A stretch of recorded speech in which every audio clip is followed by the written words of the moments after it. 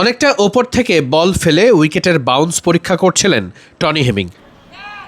Wicket নিয়ে Tony হেমিংয়ের এমন পর্যবেক্ষণ পরীক্ষাযোগ্য চলেছে অন্তত মিনিট 20 মতো। উইকেটের যেন প্রত্যেকটা কোনায় কোনায় তিনি পরীক্ষা করেছেন কতটুকু বাউন্স হচ্ছে, বাউন্সগুলো সুষম আছে কিনা। উইকেটগুলো একটু ভালো করে দেখুন, একদম যেন সবুজ টার্ফের মতো। এই উইকেটেই কি বাংলাদেশ খেলবে নিউজিল্যান্ডের সাথে? প্রশ্ন তো উঠতেই পারে।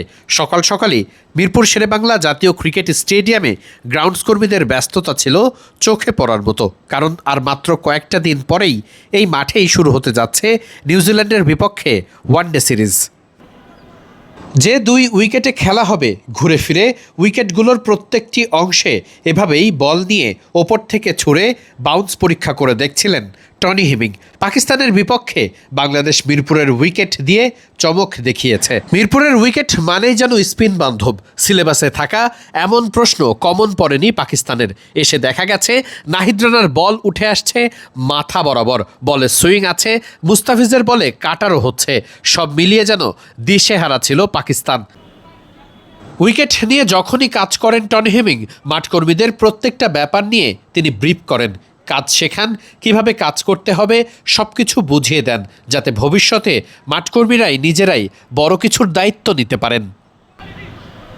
বাংলাদেশের পেস লাইন আপে এখন আছেন নাহিদ রানা, শরীফুল ইসলাম, মুস্তাফিজুর রহমান, তাসকিন আহমেদের মতো পেসাররা, যারা কিনা নিজেদের দিনে একাই প্রতিপক্ষকে কাবু করে ফেলতে পারে। আগামী বছর 2027 সালে ওয়ানডে বিশ্বকাপ অনুষ্ঠিত হবে আফ্রিকান রিজিয়নে, যেখানে পেসারদেরই দাপট থাকবে।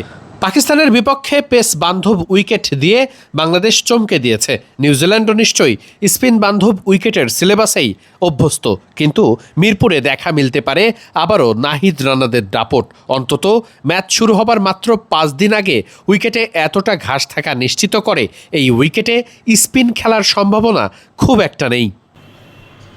2 থেকে 3 দিন পরে ঘাস কেটে ফেলে তারপরে আবারও রোল করা হলেও উইকেট থাকবে যথেষ্ট ব্যাটিং ফ্রেন্ডলি।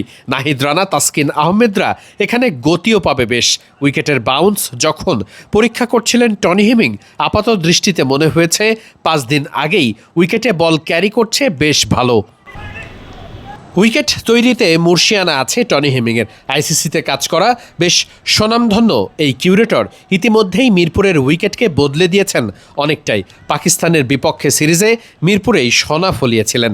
নিউজিল্যান্ডের বিপক্ষেও উইকেট বেশ ভালো ব্যাটিং ফ্রেন্ডলি হতে পারে তেমনটাই মনে হয়েছে।